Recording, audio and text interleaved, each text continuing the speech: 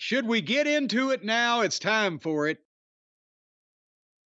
The next segment, which started at 8:55 p.m. Eastern, went across the top of the 9 o'clock hour, and for all we know is still going on today, was with Jeff Jarrett and MJF. And by the way, I would like to acknowledge that the fact that there was a Dick the Boozer sign held up on television during this segment, even though the Boozer wasn't in this segment. He got it on TV before they took it away, and we'd like to thank, I'm just going to give his first name, Dylan from up in Florence, Kentucky. Florence, y'all. Dylan, thank you very much. You are the winner of the Dick the Boozer sweepstakes. And Brian, what does he win? A hearty hand clasp or a pat on the back? You win 48 hours with the Boar Horsemen. Spend time with them as they drive endlessly to nowhere. All along, you go nowhere with the Boar Horsemen, courtesy of your friends of AEW and, of course, Dick the Boozer. And by the way, folks, that was totally unprepared copy that he just recited there. But Void in Ontario. There certainly is one there. AEW security did not like the sign. They confiscated it about 15 minutes after he got there. Or held it up or whatever, but he attached the photos of the sign that was held up and I saw it on the camera. So I saw it on the camera. See, the funniest thing is not just the sign being held up. It's when you see the person's face and they're having the time of their life holding the sign up. And you know that Tony at security are like, oh shit, get the sign, get the Boozer sign. They're the happiest fan in the fucking room when they're holding up the sign. But anyway, but back to this. I'm just trying to prolong. Boy, I've personally like one person here, and well, I can't say I've obviously people know that I have worked with MJF in the past, so I personally like both people, but professionally, Jeff especially, and professionally, MJF has such talent and had such promise. And Jeff comes out and says 5 words and then MJF music. And that used to be, okay, we're on autopilot for the next 20 minutes. Whatever happens, we're going to enjoy it. And it ain't there no more. Because I don't know what is going on here, but Jeff is, I like the idea of Jeff, and we talked about this. And you said you were even somewhat interested in the idea of Jeff making some, last run, the last outlaw at winning the title and being an important person. And they had Dustin come out later on and give him a pep talk about, we're a last of a dying breed and you're a veteran and blah, blah, blah. I said it could be something if done well. I'm not a fan of Jeff Jarrett, and I've not been a fan of him in AEW, and I didn't think AEW should bring him in and make him an on-air character. However, but it's a story. If it was done well, again, at the same time, WWE's doing the Cena thing. If it was done well, it could be good TV. That's what I thought. And at the same point, for me, MJF and Jeff Jarrett, because MJF is a worker and a student of the game, and they, with all the tricks that Jeff knows and all the things that MJF has the aptitude for, could put together a heck of a match without the Havoc and Ronas and the flips around the fucking periphery. And I'd like to see that. But after this promo, I don't know if I want to see any of it. Because what they did here was it was the promo equivalent of the indie match that goes too far and goes too long, and there were too many devastating maneuvers in this interview. And you could see that if all things were equal and this was on WWF or WWE television, and it was Cena or Punk or Rollins or whoever their top cunning linguists are that were cutting Drew edge to the bone promos at each other, that one of these 10 or 12 lines that they uttered would have go, oh, and then the other one may have come back with one more line or just started the fight. You see what I'm saying? Yeah. But this was a goddamn complete, fucking Friars Club roast evisceration of both guys practically. But I mean, MJF says, leads off with Jeff Jarrett is the last thing you see before your favorite wrestling company dies. Again, maybe a true statement, but maybe not the thing you should say. Yeah, but the guy you're about to work with in some allegedly main event program, but also actually theoretically, no, not correct. Because Jeff Jarrett wasn't the final champion in WCW. TNA wrestling still exists to this day. Global Force didn't make it, but I don't think that was anybody's favorite wrestling company. Not even Jeff's. There you go. So, but it's for the insiders. This was, and Jeff went right along with it. But MJF called Jeff a raging alcoholic and talked about sending him back to rehab. Oh, but I'm a big fan of that sexy MILF Karen. While you're in rehab, tell her to call me, and that way later on she can show you what a generational talent and an Olympic gold medalist balls taste like. And Jeff is in the corner and he's just having a smirk and laugh it off because he's going to come back with all this stuff. But again, a little inside, kind of bad taste, but also it's so much. They're in a pole barn in Cincinnati. Hey, can I ask you a question? I know that Jeff's not hidden the fact that he had an issue with substances or I guess you would say substance abuse, and he's clean.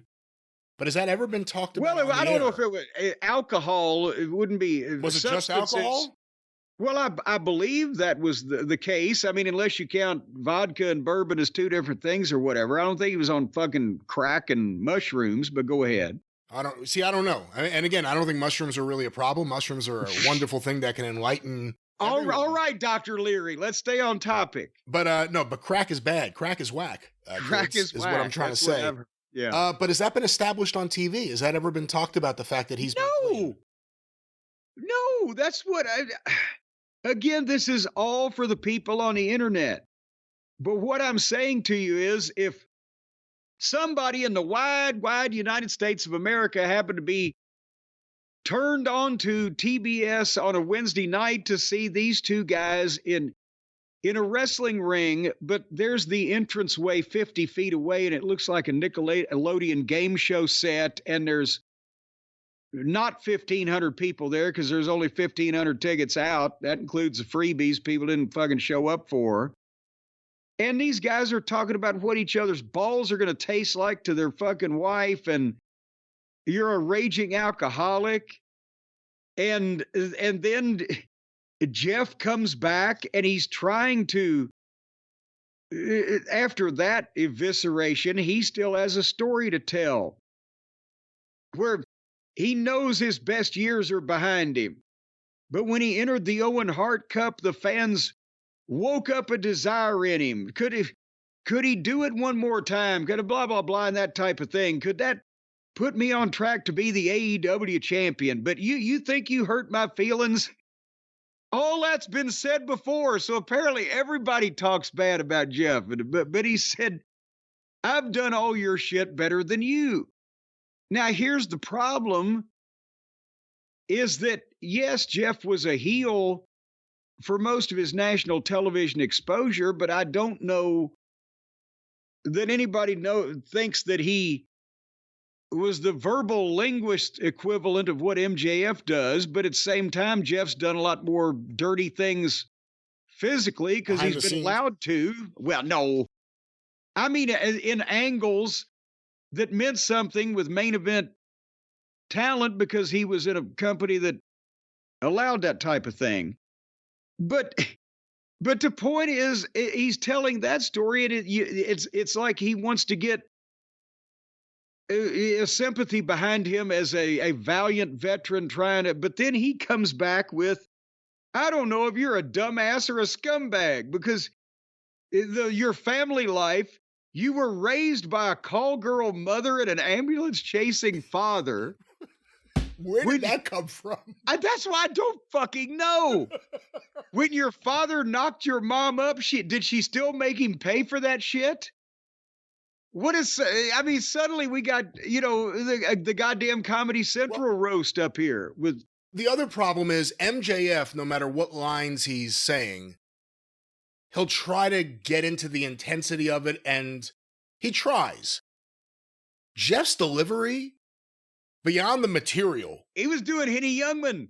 But his delivery sucked. Like Jeff, I thought one of the issues here was the overall segment. There were a lot of issues, but Jeff's, I just didn't think Jeff was really, I don't know what good that could have been done, but Jeff was not doing good here. Jeff is not an insult comic.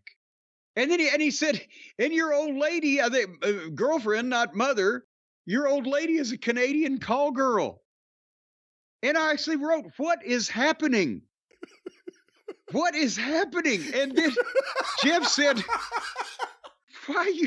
while you were going 60 minutes with Osprey, your wife, your old lady was out in the parking lot banging 10 guys. And you're a scared little boy. You're scared of everything. You're scared of being a one-hit wonder.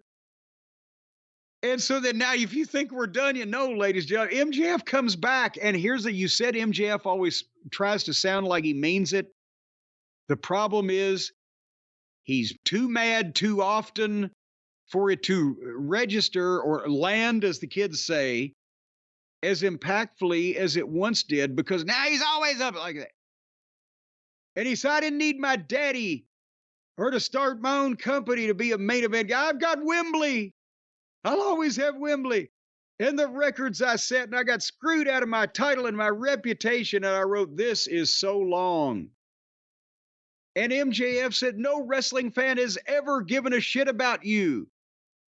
Way to build up probably the guy that's had more national television exposure over the years than anybody else on your program. It's a different thing than no wrestling fan gives a shit about you today, old man. That fits the story. No wrestling fan has ever given a shit about you. Only registers with honestly, the fucking Wrestling Observer marks that because Jeff didn't do moonsaults. And even Dave liked him when he was a fucking rookie. So this whole thing is not for anybody other than who they've already got, and not a lot of them. And then, well, I'm just going to say, and then MJF has to then, kind of get on Owen Hart in a roundabout way by getting on Jeff, because you're just a leech riding your friend Owen Hart's coattails. And that's when Jeff nailed him at the 12-minute mark of this thing it took. And there's more, but let me stop you right there. Yes. And I may want to ask you questions about some of the other stuff, but the Owen Hart thing. Again, they have a deal with Dr. Martha Hart. They have Owen Hart tournaments for men and women. Even with that being what about the midgets, by the way? Come on now. Talk about discrimination. Well, they have to take them out of the heavyweight division and give them their own division first. But with that said, they still have dropped people from the ceiling. Even though I guess they obviously did it a lot safer than WWE did, the point is, I don't know if I'd be doing that. Now they're using Owen Hart in this kind of situation here. What do you think about that? Is that something that should bother people? Well, again, and Jeff and Owen really were friends. And that part is true, and people know that. That's why they're trying to play on this. But the point I was going to make about the tone of the whole thing, and it applies to using Owen's name also, so it's answering part of your question. This was like the dying day of a territory when they do anything. Fritz von Erich having a heart attack, and the advance of Reunion Arena or whatever, depending on whether he was getting better or getting worse, or the closing days of the Sheik's TV when he'd be strangling a bloody guy with a fucking 10-foot snake, and it was in a TV studio, nobody cared. The venue, any of these lines on Raw, spoken amongst the top guys, would get the big ooh, the big pop. But there were dozens of them. They just eviscerated each other. But also, it was so smart and so inside because so much of this stuff didn't apply to any story that had been told on television. We didn't know, for example, that MJF's mother was a fucking whore. We weren't aware of that. It hadn't been brought up before. That's nor that the fans didn't give a shit. I mean, Jeff Jarrett's saying all this stuff to MJF, and the fans, you know, it was almost like they were thinking, well, is Jeff just trying to say all that stuff to see if he'll get MJF to hit him and give him a taste of his own medicine, which may have been the point of the whole thing. But yeah, that was the thing. I think just I'm going to do what you do and show you how ridiculous it is. But it kind of, you know, didn't really connect. It was a small room with fans that were disinterested in a lot of things. And of course, the program, it looked desperate. It looked, oh my God, we got to say anything. Killing puppies. Remember the skit on Saturday Night Live? Dan Aykroyd is the radio talk host. So I want you to talk back to me tonight. We'll talk about the Secretary of State. Gives the phone number. Nobody calls. Well, also, we'll talk about abortion. Nobody calls. Well, also, we'll talk about gun control. Here, call this number and talk back to me. Nothing. Finally, he's like, killing puppies. I'm for it. What do you think? Call. And then the phone rings. It's the fucking wrong number. It was desperate here. It's desperate. They're Fritz having a heart attack in a 3/4 empty building. To say that, it didn't, I don't know. The other thing is, like I said to you, I think for 2 previous segments, maybe 3, leading up to this, if Jeff Jarrett's last year was done right, it could really be something. It could be good TV. If you were going to do something with him and MJF, I would have to think there were other ways you could have made it different than this. And besides that, they didn't need a promo battle. That wasn't what Jeff Jarrett needed to be involved. No. This was a kind of a one-sided thing. But again, with the material, maybe MJF wrote some of that material because it's not Jeff's normal style. But it doesn't matter. Besides that, if you were going to do something like that with Jeff, why would MJF be the first fucking thing? Because MJF's still one of your more valuable commodities, shrinking fast on the exchange. But why wouldn't you give Jeff somebody that he would succeed against in some 3 or 4 week deal or whatever the fuck on his, or maybe a couple of them, and then MJF, where that goes to a pay-per-view and you have some type of ability to monetize interest that, because you've got to show Jeff capable of doing part of the marathon before the people are going to believe he might be able to complete the marathon, right? He hadn't started yet. Well, speaking of marathon, we weren't even done with the segment. Well, yeah, because then finally when MJF said that about Owen and Jeff pickled him, he got on him and started beating on him, and security came in. And actually, the people booed a little bit, security, the idea they were going to break it up. And then Karen comes in, and she's trying to pull Jeff back. And as MJF gets up, he grabs Karen and hides behind her and then bails out of the ring and runs off. What I thought they were going to do for a second, and at this point, my God, they might as well have shot somebody, is I thought MJF was going to come out of the corner with the diamond ring and Jeff duck and him pickle Karen. But I bet that crossed somebody's mind.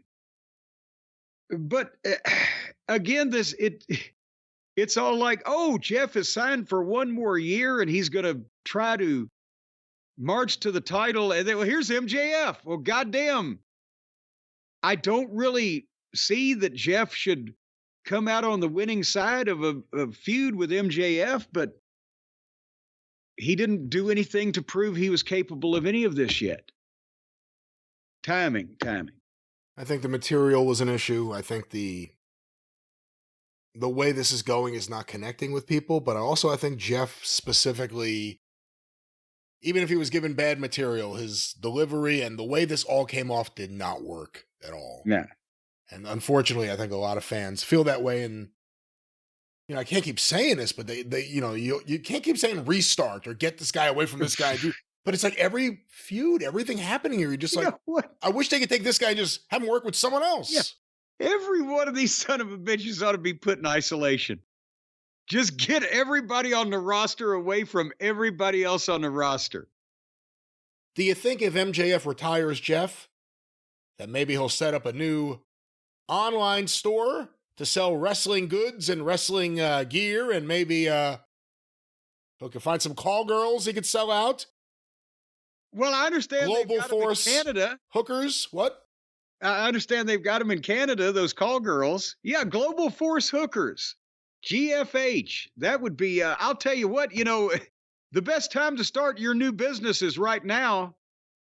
That's, there's no doubt about that. And if this is indeed Jeff's last year, I think he's going to have a nice cushion to fall back on in his golden years.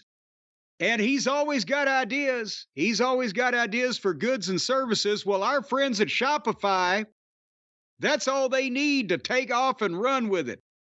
They will take that handoff from you and they will make it simple to create your brand, open you up for business, get your first sale and many sales thereafter, because you're going to hear a lot of this when you're dealing with Shopify. A lot of times they'll call you on the phone. About 3 o'clock in the morning, you'll say hello. And there will be